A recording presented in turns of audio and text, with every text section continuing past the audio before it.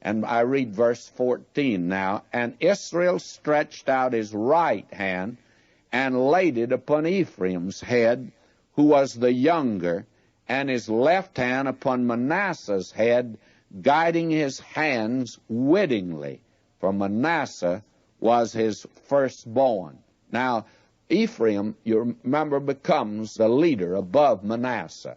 Joshua came out of the tribe of Ephraim, by the way, and you will find that out of that tribe there were many great men. We'll have occasion to call attention to that. It became the tribe with priority, no question about it.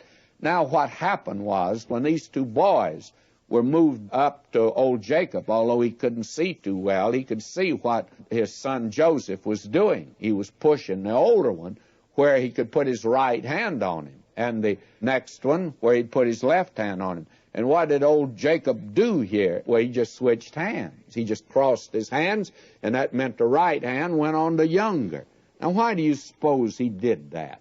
Well, I have several suggestions to make to you of why he would do that sort of thing. Well, I think the reason is he was the younger, was he not? And the blessing was his. And so he passes the blessing on to the younger here. You find this running all the way through. In the choice, for instance, of a king for Israel, God never did choose old Saul. That was the people's choice. They voted for him. And people get what they vote for, of course, and they got Saul.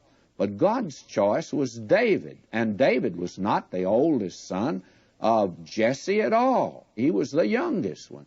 Now, why does God do that? God is illustrating for you and me a great spiritual truth. God does not accept primogeniture, that is, natural birth. Never will he accept it. There must be the new birth. Therefore, God does not pay attention to what we'd pay attention to. We'd say, well, he's the oldest boy. He has the responsibility. We can depend on the oldest boy. Well, the oldest boy is not the one God always chooses. That is, he doesn't choose the natural man, and he chooses no man because of his natural ability.